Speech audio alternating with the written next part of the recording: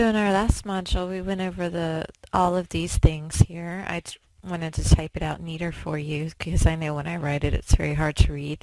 But we were talking about how stress affects every organ, and we looked at the psychosomatic illnesses that they're related to. So we got all the way through the sex organs, and as you can see, in every part of our body, the stress can cause problems.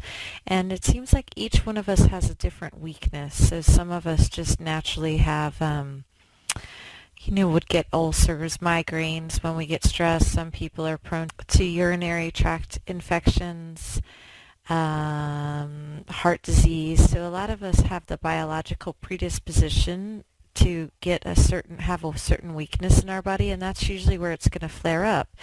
And that's something to think about. Like, for example, myself, as I get the tonsils get swollen, but I'm so glad that they were never taken out, because the moment that I feel that they're swelling a little bit,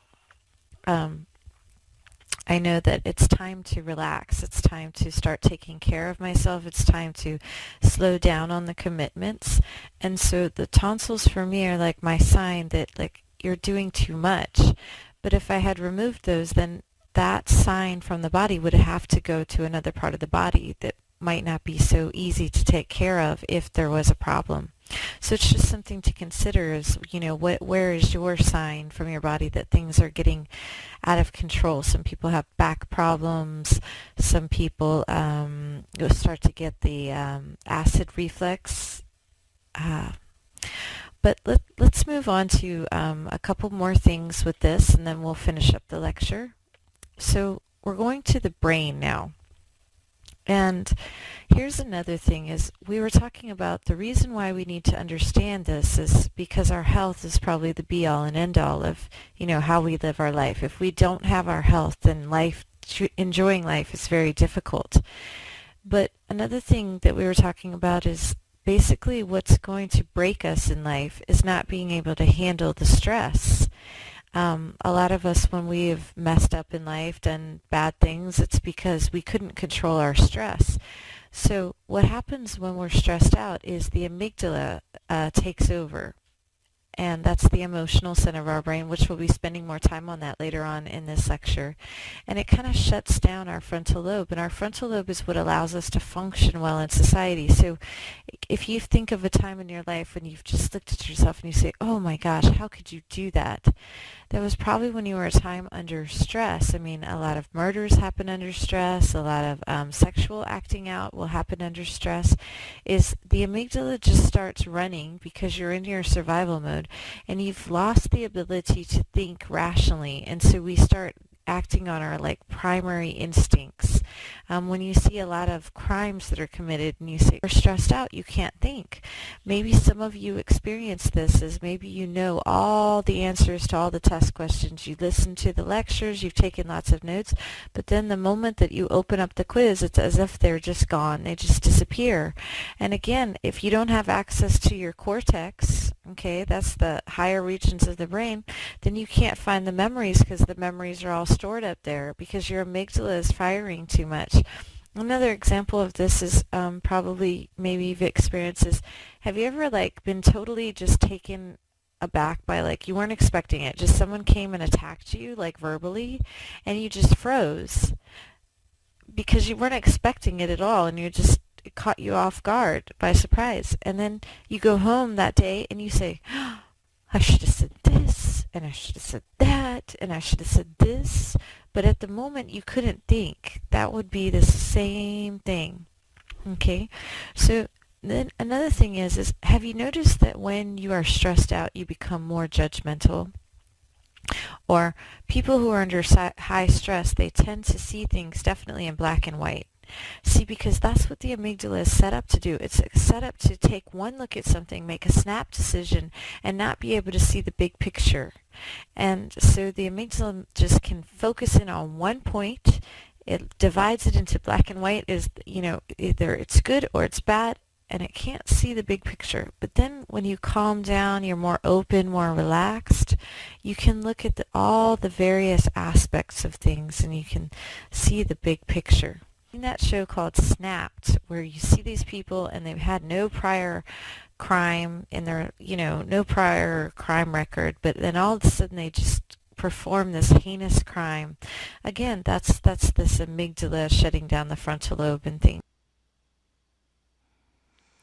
So I think we've got that emotional hijacking down. Another thing that I teach my students is that when someone's amygdala is firing really hard, they can't be logical. So I think when you see somebody really upset, um, I wouldn't even try to be logical with them. I know when you say, "Hey, I'm going to give you some space," then sometimes that makes them madder, but maybe just like sitting with them but trying to be logical with someone with the amygdala up isn't going to work. And um, through meditation, when you're constantly focusing on a point, that's supposed to strengthen the frontal lobe. And so they're teaching that a lot. Like you'll see studies where they say meditation rather than detention, is they're trying to teach people early on that you can control this amygdala from kind of emotionally hijacking you. One other thing before I go off of this is I see a lot of people say, well, I told them I'm sorry and I don't understand why they can't just forgive me. It takes probably a lot of us like 10 to 15 minutes for our amygdala to stop, to switch back to this frontal lobe being more dominant. So just because you said you're sorry to someone, I think that they're probably still going to be pretty mad if their amygdala was really activated. So, understanding the time that it takes the amygdala to calm down and giving people their space so that their amygdala can calm down instead of trying to push for the arguments and just making things worse and worse and worse, would probably be a good idea. In the sexuality class, the research shows on marriage is that actually the biggest underlying reason for divorce and breakups is actually words that were said. And so sometimes when we say words, we can't ever get past them.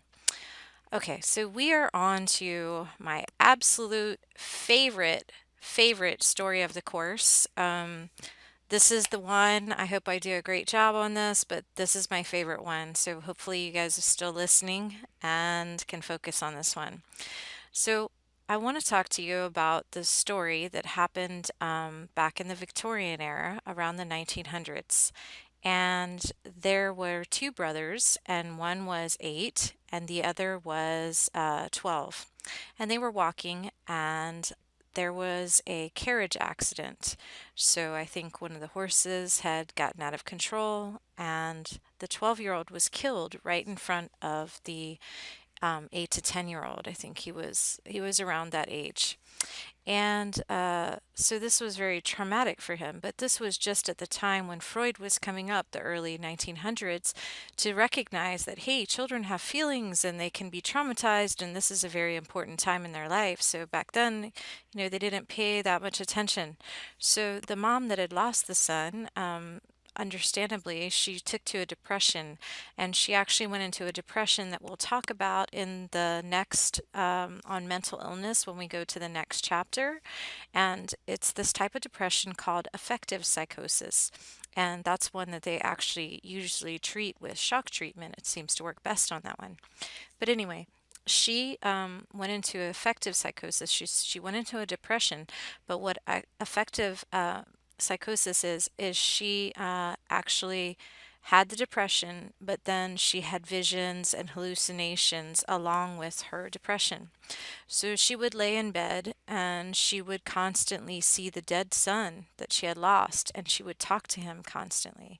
And the boy that was 10, 8 to 10, I can't remember the exact age, is he would sit by the bed because he was all alone and he was sad too. And he just would sit by the bed and he would draw and he would color and he would listen to his mom because she was the only one that he had left to be with. So he was kind of there with her, and he would listen to her, and she would talk to kind of this delusion that was the ghost of his brother, and said, "Oh, David, well, you'll always be with me. It won't be so bad, and we can always be together. And let's look at the bright side of it. You never grew up, so you always stayed perfect.